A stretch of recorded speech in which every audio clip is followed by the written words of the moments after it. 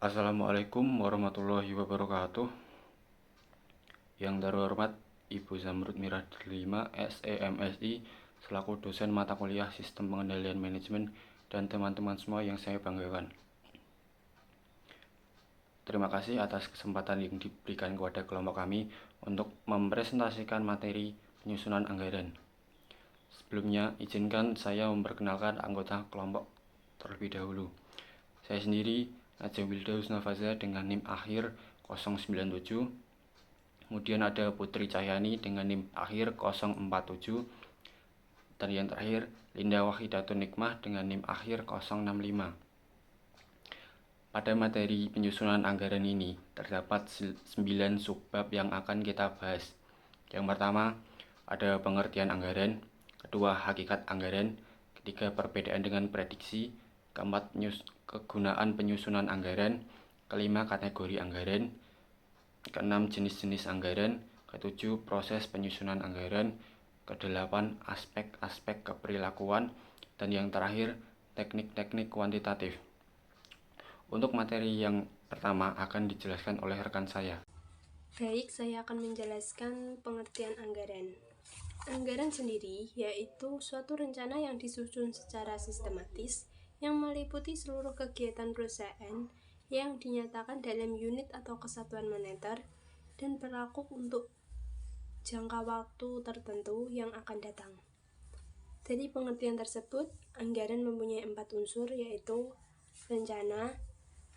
Rencana yaitu suatu penentuan terlebih dahulu tentang aktivitas atau kegiatan yang akan dilakukan di waktu yang akan datang. Yang kedua yaitu meliputi atau mencakup semua kegiatan yang akan dilakukan oleh semua bagian-bagian yang ada dalam perusahaan.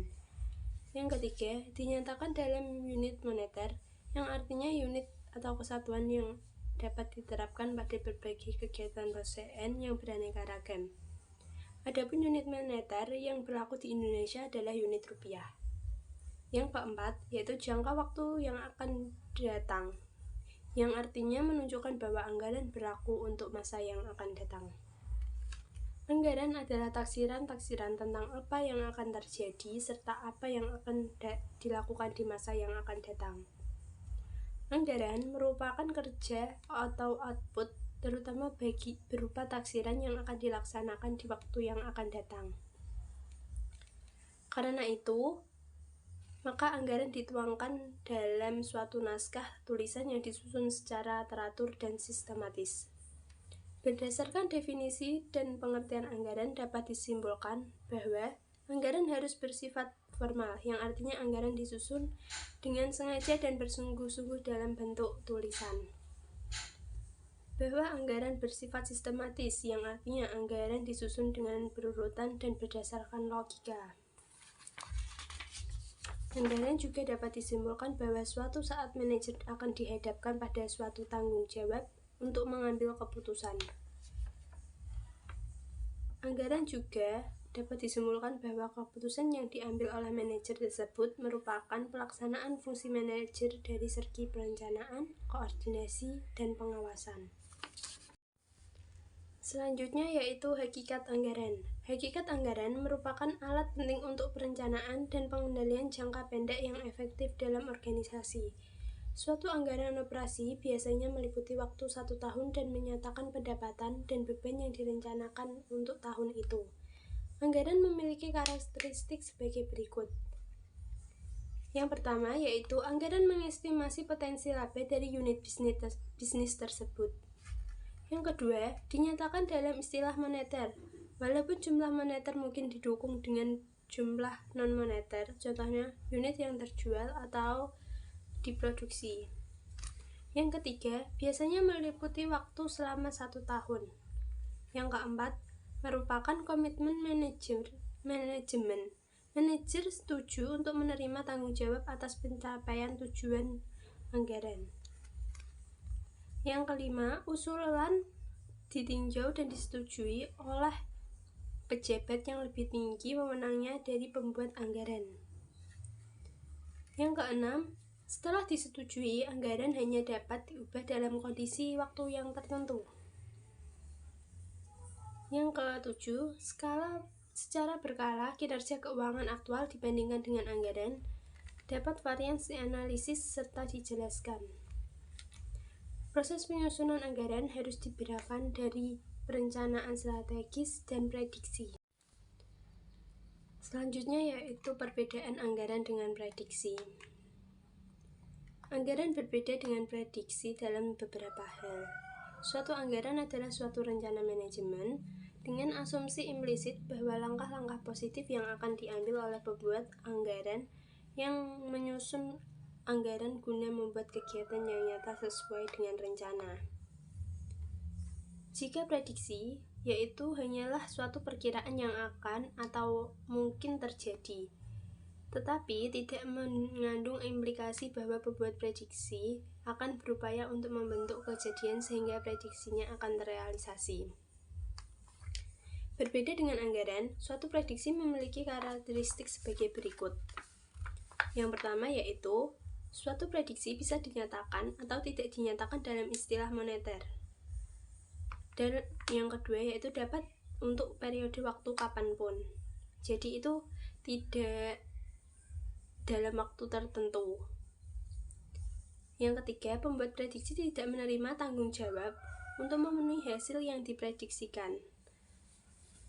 Yang keempat, prediksi biasanya tidak disetujui oleh wewenang yang lebih tinggi. Yang keenam, suatu prediksi diperbarui segera setelah informasi baru mengindikasi adanya suatu perubahan dalam suatu kondisi. Yang keenam, varian dari prediksi tidak dianalisa secara formal maupun berkala. Baik, selanjutnya adalah kegunaan penyusunan anggaran. Yang pertama yaitu menyelaraskan dengan rencana strategis. Rencana strategis mempunyai karakteristik diantaranya yaitu dibuat pada awal tahun, dikembangkan berdasarkan informasi terbaik yang tersedia pada saat itu, penyusunan melibatkan relatif sedikit manajer, dan dinyatakan dalam istilah yang relatif luas. Yang kedua yaitu untuk membantu mengkoordinasikan aktivitas dari beberapa bagian organisasi. Setiap manajer pusat tanggung jawab dalam organisasi berpartisipasi dalam penyusunan anggaran. Ketika staf merangkai potongan-potongan tersebut menjadi satu rencana keseluruhan, maka inkonsistensi mungkin muncul. Penyebab yang paling umum adalah adanya kemungkinan bahwa rencana dari organisasi produksi tidak konsisten dengan volume penjualan yang direncanakan baik secara total maupun untuk lini produksi tersebut. Yang ketiga yaitu untuk menugaskan tanggung jawab kepada manajer anggaran yang disetujui. Seharusnya memperjelas tanggung jawab dari setiap manajer anggaran tersebut. Juga memberikan wewenang kepada para manajer pusat tanggung jawab guna membelanjakan sejumlah uang tertentu untuk tujuan yang telah ditetapkan sebelumnya, tanpa perlu persetujuan dari wewenang yang lebih tinggi. Yang keempat yaitu dasar untuk evaluasi kinerja anggaran, mencerminkan suatu komitmen oleh pembuat dengan atasannya. Anggaran menjadi tolak ukur terhadap mana kinerja aktual dapat dinilai. Komitmen dapat berubah bila asumsi yang mendasarinya juga berubah, tetapi anggaran merupakan titik awal yang terbaik dalam menilai kinerja. Selanjutnya yaitu kategori anggaran. Operasi dalam organisasi yang relatif kecil, terutama yang tidak mempunyai unit bisnis, keseluruhan anggaran mungkin hanya sebagai satu halaman saja dalam organisasi yang lebih besar. Ada halaman ringkasan dan halaman-halaman lainnya yang berisi rincian dari unit bisnis, ditambah penelitian dan pengembangan, serta beban umum dan administratif. Selanjutnya ada anggaran pendapatan, berisi proyektif penjualan unit dikalikan dengan harga jual yang diperkirakan. Dari semua elemen anggaran laba, anggaran pendapatan adalah yang paling penting, tetapi juga menerapkan elemen yang dipengaruhi oleh ketidakpastian paling besar. Selanjutnya yaitu anggaran biaya produksi dan biaya penjualan. merupakan biaya yang dikembangkan oleh manajer produksi. Mungkin saja tidak untuk kuantitas produk yang sama seperti ditunjukkan dalam anggaran penjualan. Perbedaan tersebut menunjukkan tambahan atas atau pengurangan dari persediaan barang jadi, tetapi harga pokok penjualan yang dilaporkan dalam anggaran ringkasan adalah biaya standar dari produk yang dianggarkan akan dijual. Selanjutnya, beban pemasaran adalah beban yang dikeluarkan untuk memperoleh penjualan. Sebagian besar dari jumlah yang tercantum dalam anggaran mungkin telah dikomitmenkan sebelum tahun tersebut dimulai. Selanjutnya yaitu beban logistik. Biasanya dilaporkan secara terpisah dari beban untuk mendapatkan pesanan. Beban-beban tersebut mencakup entry pesanan, pengundangan dan pengambilan pesanan, transportasi ke konsumen, dan penagihan piutang. Selanjutnya, beban umum dan administratif merupakan beban dari unit-unit staf baik di kantor pusat maupun di unit bisnis. Secara keseluruhan, beban-beban ini merupakan biaya diskresioner, walaupun beberapa komponennya merupakan biaya teknik. Selanjutnya, beban penelitian.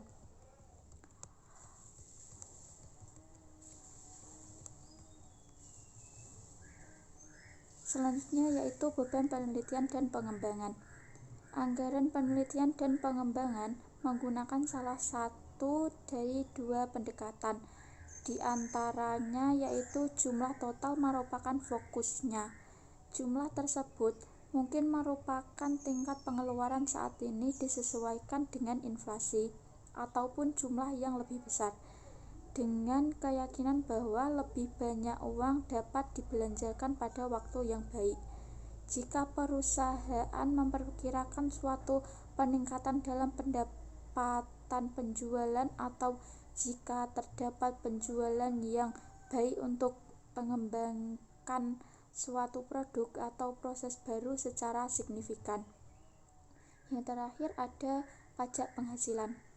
Walaupun baris paling bawah adalah pendapatan setelah pajak penghasilan, beberapa perusahaan tidak mempertimbangkan pajak penghasilan dalam penyusunan anggaran untuk unit bisnis.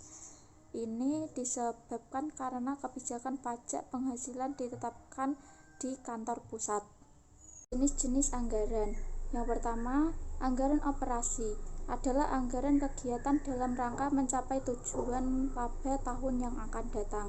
Anggaran operasi dibagi menjadi beberapa, yaitu anggaran perusahaan secara menyeluruh dan setiap unit bisnis. Selanjutnya, anggaran setiap pusat pertanggungjawaban dan setiap program. Selanjutnya, anggaran pendapatan, beban, dan laba.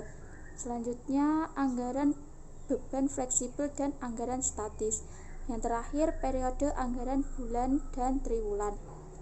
Yang kedua, anggaran pengeluaran modal adalah anggaran berupa daftar rencana yang disetujui oleh manajemen mengenai penyebab pemilikan fasilitas dan equipment baru beserta taksiran biaya setiap proyek dan pengeluaran modal dalam tahun anggaran.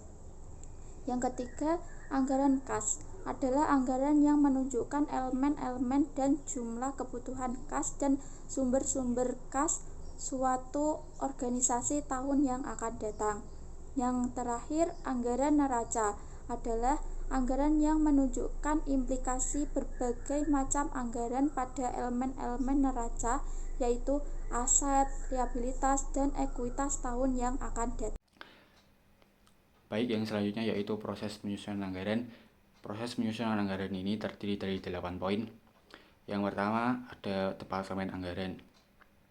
Departemen Anggaran menangani arus informasi dari sistem pengendalian anggaran. Departemen Anggaran ini memiliki 8 fungsi. Yang pertama yaitu menerbitkan prosedur dan formulir untuk penyusunan anggaran. Yang kedua, mengoordinasikan dan menerbitkan setiap tahunnya asumsi-asumsi dasar. Yang ketiga, memastikan bahwa informasi disampaikan dengan semestinya. Yang keempat, memberikan bantuan bagi pembuat anggaran dalam penyusunan anggaran. Yang kelima, menganalisis anggaran yang diajukan dan memberikan rekomendasi. Yang keenam, menangani proses pembuatan revisi anggaran selama tahun tersebut. Yang ketujuh, mengkoordinasikan pekerjaan dari Departemen Anggaran. Dan yang terakhir, menganalisis kinerja yang dilaporkan terhadap anggaran, menginterpretasikannya, dan membuat laporan ringkasan untuk manajemen senior. Untuk yang kedua yaitu Komite Anggaran. Komite Anggaran ini terdiri dari anggota-anggota manajemen senior, yaitu CEO, COO, dan CFO. Yang selanjutnya yaitu penerbitan pedoman. Langkah pertama dalam proses penyusunan anggaran adalah mengembangkan pedoman yang mengatur penyusunan anggaran untuk disebarkan ke semua manajer. Pedoman ini adalah yang dinyatakan secara implisit dalam rencana strategis dan dimodifikasi sesuai dengan perkembangan yang telah terjadi semenjak disetujui. Untuk yang selanjutnya yaitu usulan awal anggaran. Dengan menggunakan pedoman tersebut, manajer pusat tanggung jawab mengembangkan permintaan anggaran karena sebagian pusat tanggung jawab akan memulai tahun anggaran dengan fasilitas, karyawan, dan sumber daya lain yang sama. Untuk selanjutnya yaitu negosiasi. Pembuat anggaran mendiskusikan usulan anggaran dengan atasannya. Ini merupakan inti dari proses tersebut. Alasan cenderung untuk menilai validitas dari setiap penyesuaian. Untuk yang selanjutnya yaitu tinjauan dan persetujuan usulan anggaran. Diajukan melalui beberapa tingkatan yang berjenjang dalam organisasi. Ketika usulan anggaran tersebut mencapai puncak dari unit bisnis, analis mengumpulkan potongan-potongan tersebut bersama-sama dan memeriksa totalnya. Untuk yang selanjutnya yaitu revisi anggaran. Revisi anggaran ini terdiri dari dua jenis, yaitu yang pertama prosedur yang memungkinkan pemutakhiran anggaran secara sistematis. Yang kedua, prosedur yang memungkinkan adanya revisi dalam keadaan tertentu. Untuk yang terakhir dari proses penyusunan anggaran yaitu anggaran kontingensi. Mengidentifikasi tindakan manajemen yang akan diambil jika ada penurunan yang signifikan dalam volume penjualan dari pengembangan anggaran. Anggaran ini menyediakan suatu cara yang cepat untuk menyesuaikan dengan kondisi yang berubah. Baik, yang selanjutnya yaitu aspek-aspek keperilakuan.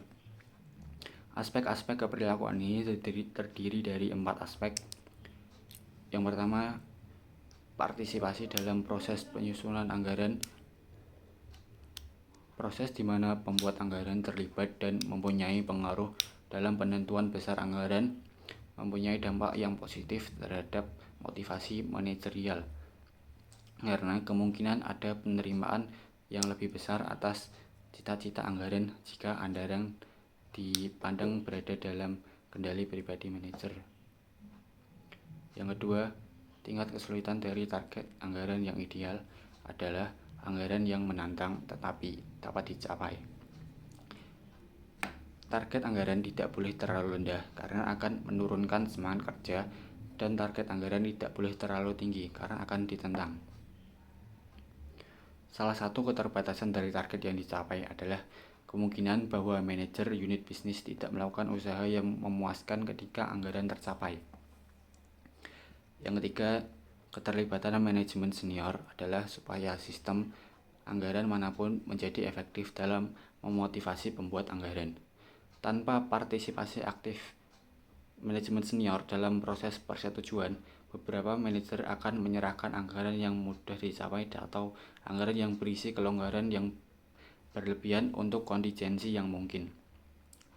Aspek yang terakhir yaitu Departemen Anggaran harus menganalisis anggaran secara rinci, dan departemen tersebut harus yakin bahwa anggaran disusun dengan memadai dan informasinya adalah akurat. Untuk melaksanakan tugas dengan efektif, maka anggota Departemen Anggaran harus mempunyai reputasi sebagai orang yang tidak memihak dan adil. Baik, selanjutnya yaitu teknik-teknik kuantitatif.